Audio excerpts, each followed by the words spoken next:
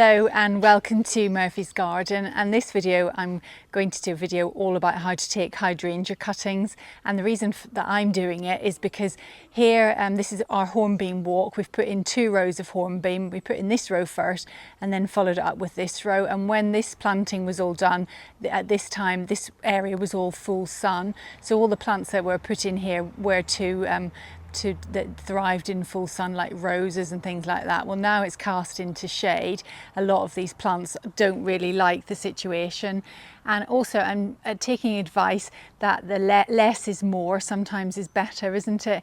And I think this is overly complicated. It's a bit of a mishmash of a bit there, a bit that, a bit of the other, and it's all a bit too much really. So I'm going for simplicity, and that works really well. We've got the long gravel walk up the top of the garden. That's just planted quite simply with nepeta and box, and I think it looks quite effective, and so I want to do something similar here. So I've been experimenting and thinking about different plants, and I've settled on I'm going to do the Hydrangea Annabelle. It's a Strong Annabelle, so it's the one which hopefully will hold its flower heads up quite well. I bought some plants. I'm going to need a lot for this area, so I bought some plants in the spring, and I've brought them on, I've potted them on. They do need potting on again, and then but I haven't got enough, so I'm going to need, I think I worked out I'm going to need about 14. I'll just work that out and just check that, but I think it was about 14 plants, one to go in between each of the hornbeam. The problem here is this, it's shade here, it's a sort of dapple shade. As you can see, the sun's just come out, so it's kind of dapple shade, so I think hydrangea would do quite well here. However, we are on quite sandy soil, although we do get a lot of rainfall. When it is dry, the ground dries out very quickly. It's very free draining.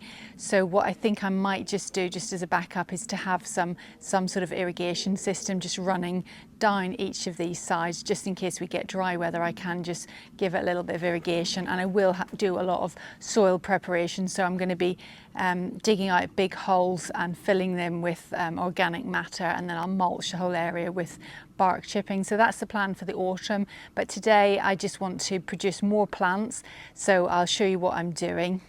So before committing to this design, I bought some small plants earlier in the spring of this year, and I brought them on a little bit, and then I've taken cuttings from them, which I did in July, and the other original plants have got bigger, so I've put some in the ground. I put 2 in the ground here, just to see how they performed over the summer months, and they've actually put on quite a lot of growth.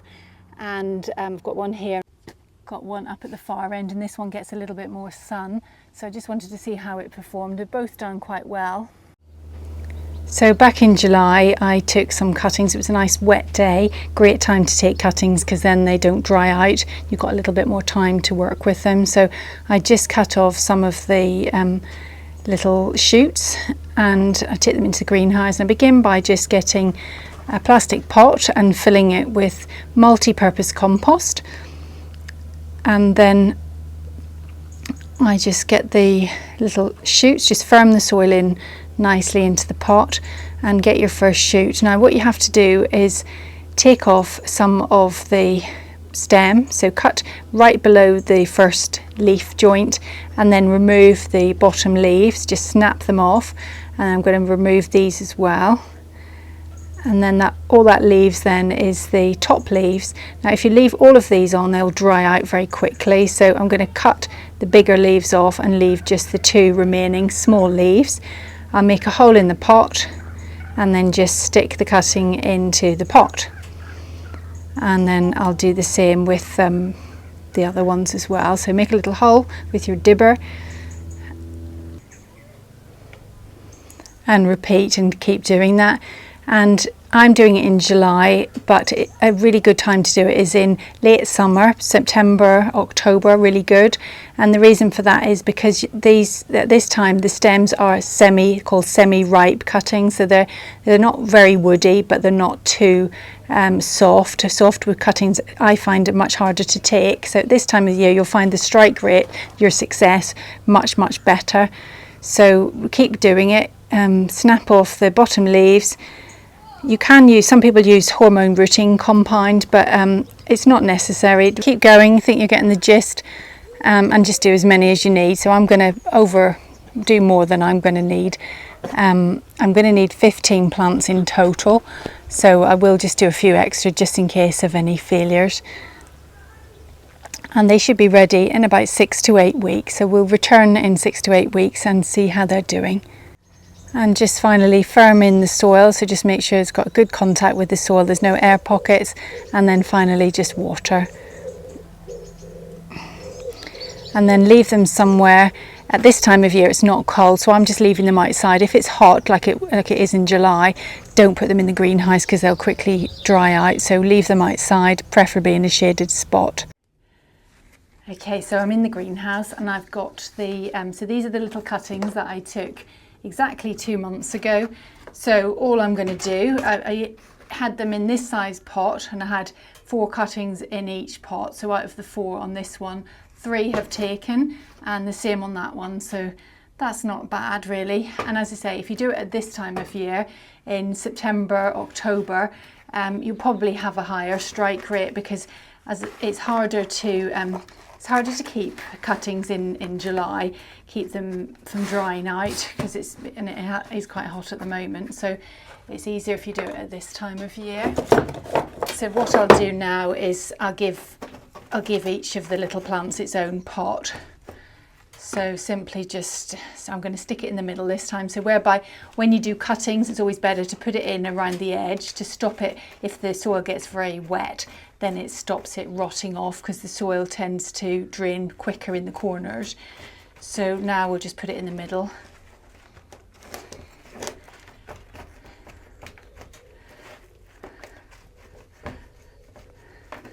And that's one little plant. And it never fails to give me a little thrill when I see all the little roots and growing a little plant from just a cutting. It's just so satisfying. So if you ever haven't done it, have a go, because honestly it gives you such a little thrill. It makes you happy whenever you see that your little cutting is living and is growing.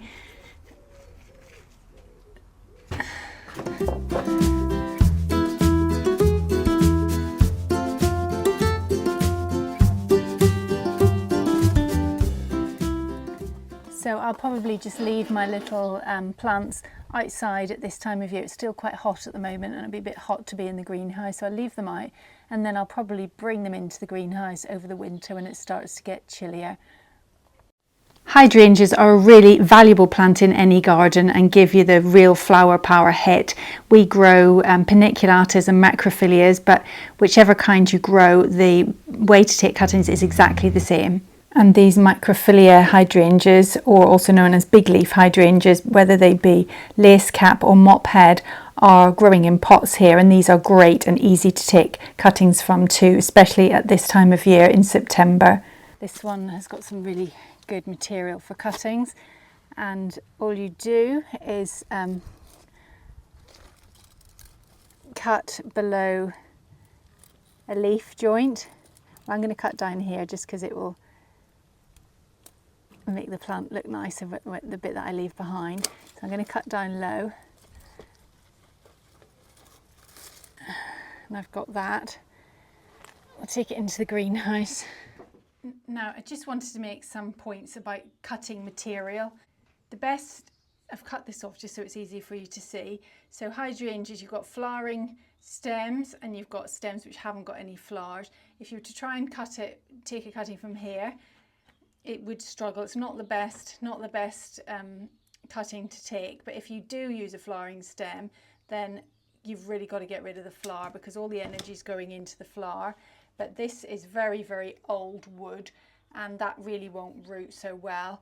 This is this season's growth, so it's these are called semi-ripe cuttings. These are woody cuttings. It's possible to take, but this is the material that I like to take. So this is semi-ripe cuttings. It's not too floppy. So it's in the spring you have softwood cuttings, and the growth is quite sappy, and it's much harder to get that to root. Whereas at this time of year, it's semi-ripe, so it's getting kind of more rigid. It's not so floppy, a lot more rigid, and that will take well.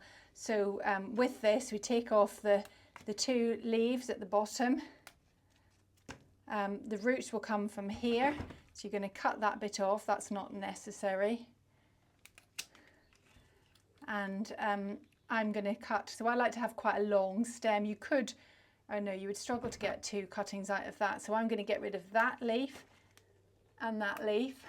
And if you were to do it like that, it would lose all the moisture through these massive leaves, because what you have to remember that the plant is photosynthesizing and it's losing moisture through these. So this has got a very large surface area. So if you were to put it into your soil like this, it would lose water and it would just wilt and flop, because it can't possibly support all this when it's got no roots. So what you have to do with this, what I will do is take off these big leaves. I'm just going to cut them off. You can snap them off or cut them off. And it's got these 2 little tiny leaves at the top, and that will be enough for it to photosynthesize, and hopefully it will put on some root growth. It's a balance, it's a race against time. You've got to allow it enough to photosynthesize, but it's got to put on roots really quickly before it dies.